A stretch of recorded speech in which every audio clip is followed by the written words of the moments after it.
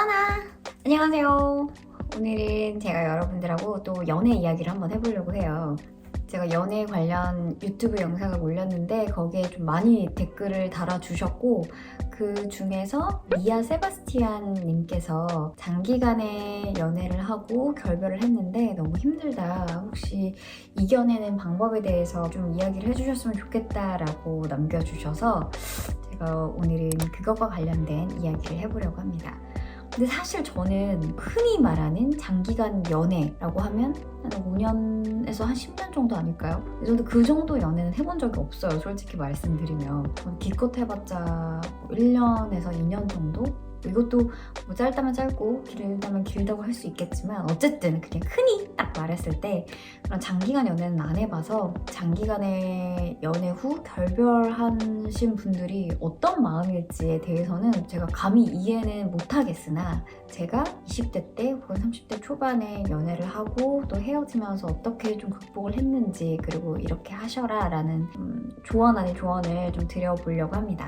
일단 첫 번째, 아이러니컬 할 수 있지만 저는 마음껏 슬퍼하셔라 라고 말씀을 드리고 싶어요. 이거 왜 또 공자 같은 말이냐 라고 할 수도 있겠지만 제가 좀 그런 케이스였어요. 저는 약간 캔디병이라고도 하죠. 외로워도 슬퍼도 나는 울어 이렇게. 그래서 내가 지금 슬픈데도 불구하고 내 눈물을 닦고 이겨내야겠어. 이 정도 슬픔은 슬픔도 아니야. 그런 마인드가 있었던 것 같아요. 어렸을 때. 그래서 그 이별을 이별 자체로 받아들이기보다는 빨리 이 이별을 극복을 해야겠다는 생각이 컸던 거죠. 그러다 보니까 지금 와서 보니 상처가 아물지도 않았는데 그냥 거기다가 대충 그냥 이렇게 덮어두기만 했었던 것 같아요. 근데 그게 언제 터지냐면 그 다음 계속된 연애를 하면 할수록 제가 그 예전에 받았던 그런 상처 그런 것들이 아물지 않았을 때 저도 모르게 제 마음에 그런 부분들이 골마 있더라고요. 그래서 그게 그 새로운 연애를 할 때 있어서도 크게 그렇게 도움이 되지 않았어요. 오히려 그 부분들이 저를 좀 올가매고 잡아맸던 것 같고, 그래서 지금 생각해보니 그냥 차라리 아파할 수 있을 때 많이 아파하고 내가 사랑하고 또 내가 함께 그 사람과 뭔가를 했던 그 연애 그 자체를 받아들이고 그 이별 또한 그 이별로서 확실히 끝맺음을 했었어야 되는데 저는 항상 끝맺음을 잘 못했던 것 같아요. 그래서 저는 못했으니 여러분들은 그렇게 하셨으면 좋겠다라고 말씀드리는 겁니다. 감히 내 주제에 너 정말 연애 고자였어요 여러분. 갑자기? 뭐 어쨌든. 그리고 두 번째, 절대 자기 자신을 놓지 마세요 라고 말씀드리고 싶습니다. 이게 무슨 말이냐면 보통은 이제 헤어짐에 있어서는 이렇게 뻥 차는 쪽이 있고 차임을 당하는 쪽이 있습니다. 근데 멀리서 보면 그게 그거예요. 똑같아요.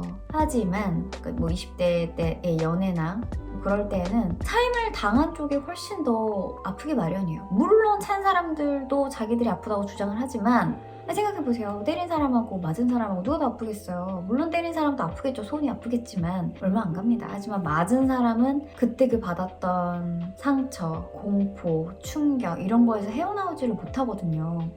근데 헤어짐도 마찬가지예요. 내가 정말 맹목적으로 이 사람에 대해서 마음을 바치고 사랑하고 헌신하고 근데 그랬던 사람한테서 이별을 통보받았을 때 정말 이 세상에 나 혼자밖에 없는 느낌이고 그런 배신감, 충격 아마 그 자체일 겁니다. 저 또한 그랬었고요. 그래서 보통은 그렇게 차임을 당하면 어떤 생각을 제일 많이 하냐면 이제 내 자신에 대한 자책부터 하기 시작해요. 내가 너무 뚱뚱해져서 그런가? 내가 너무 얼굴이 못생겨져서 그런가? 아니면 내가 했던 그 말들이 너무 그 사람에게 상처가 됐던 걸까?부터 시작해서 나의 모든 것을 다 스캔하기 시작합니다. 내가 도대체 어디가 잘못됐던 걸까? 뭐가 도대체 문제였던 걸까? 근데 사실 여러분의 잘못이 아니에요. 물론 잘못이 있을 수 있습니다. 사실 뭐 연인과의 관계는 모르는 거잖아요. 정말 나한테 큰 문제가 있었을 수도 있고. 하지만 제가 말씀드리는 건 그런 이별을 받아들일 때조차 내 자신을 놓지 말라는 거예요. 내 자신을 놓치면 그냥 나락으로 떨어져 버리거든요.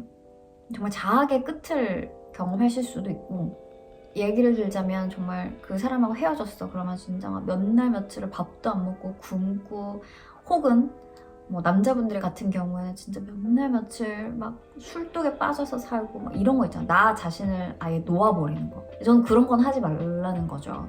근데 물론 그게 마음처럼 안 되겠지만 당장 그 이별을 하신 분들에게는 이런 말들이 잘 들리진 않겠지만 어쨌든 지나고 보니 그렇더라고요. 다 쓰잘데기 없는 겁니다. 근데 어쨌든 그냥 충분히 슬퍼하시되 마지막 끝자락에 나 자신은 놓지 말 것.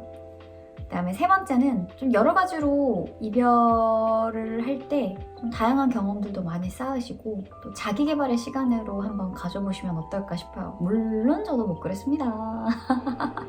저 어땠냐고요? 저는 좀 이별을 하면 슬픈 영화나 음악을 들으면서 되게 많이 울었던 것 같아요, 저는. 왜냐하면 영화의 그런 주인공들에게 감정이입이 되고 또 음악을 듣다 보면 막 슬픈 멜로디와 가사가 마치 처량한 내 처지와 비슷한 것 같아서 혼자 길거리 걷다가 막 주르륵 울고 막 이러기도 했었는데 영화나 음악보다 제가 치유를 많이 받았던 건 오히려 전 책이었던 것 같아요.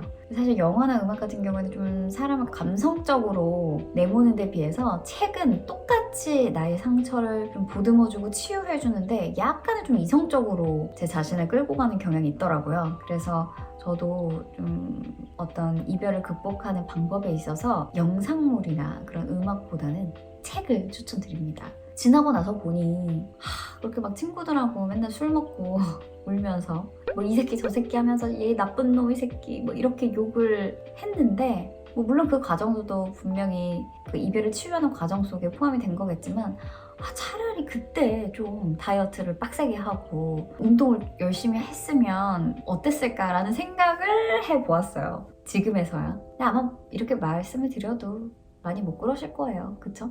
그리고 네 번째는 굉장히 좀 원론적인 이야기일 수도 있지만 제가 결혼을 하고 출산을 해보니 그런 누군가 만나서 헤어지고 또 다시 아파하고 또 누군가를 다시 만나서 설레어하고 이런 모든 감정들이 저한테는 이제 추억인 거예요. 나 왜 이렇게 슬프니? 어쨌든 무슨 말인지 아시겠죠? 저는 이제 할래야 할 수가 없어요. 결혼을 다 해버렸기 때문에. 그래서 아직 미혼인 친구들이 연애를 하고 썸을 타고 이별을 했고 아파하고 이런 게 부러워요. 어찌됐건 간에 그때만 또 누릴 수 있는 감정들이니까. 물론 제가 결혼을 후회하는 건 아니고요. 저도 할 만큼 다 해봤으니까요. 그래서 제가 말씀드리는 건 좀 멀리 제 3자의 입장에서 바라봤을 때 정말 누군가를 만나고 사랑하고 이별을 겪는 그 과정 자체가 그냥 인생에 있어서 너무너무 아름답고 그 자체로도 굉장히 빛이 난다고 저는 생각을 해요. 생각해보세요. 정말 여러분들이 관뚜껑 닫기 전에 마지막 여러분들이 나이가 평균 한 100세 정도라고 쳐요. 그래서 100세 정도의 수명을 다했어. 그래서 관뚜껑을 딱 닫는 거예요. 근데 관뚜껑을 딱 닫기 전에 내 인생의 아름다웠던 순간들이 주마등처럼 샥 하고 지나가는 거예요. 그때 이루어지지 못했던 그 사랑 혹은 이별을 하고 비 맞으면서 소주를 먹던 제 얘기 아니에요. 소주를 먹던 그런 추억들, 친구들하고 모여서 엄청 욕해대면서 야식 먹던 그 순간들, 아파하고 눈물 흘리고 그랬던 그 아름다운 감정들. 저 자체는 아마도 그렇게 나이가 먹어서 그런 할머니가 됐을 때 그런 20대, 30대 때 내가 누릴 수 있었던 그 감정들을 충분히 좀 떠올릴 수 있고 또 추억하면서 미소 지을 수 있을 것 같습니다. 어쨌든 제가 이별을 극복하는 방법이라고 거창하게 주제는 정해봤는데 내용이 부실해가지고 미아스 세바스티안님께 굉장히 죄송하네요. 혹시 또 선덕님들께서 장기간의 이별 혹은 나만의 이별 극복 방법 등이 있다면 댓글로 또 서로서로 남겨주시면 우리 서로 선덕님들끼리 공유하면 좋을 것 같아요. 그럼 오늘 영상은 여기서 마치겠습니다. 썸바!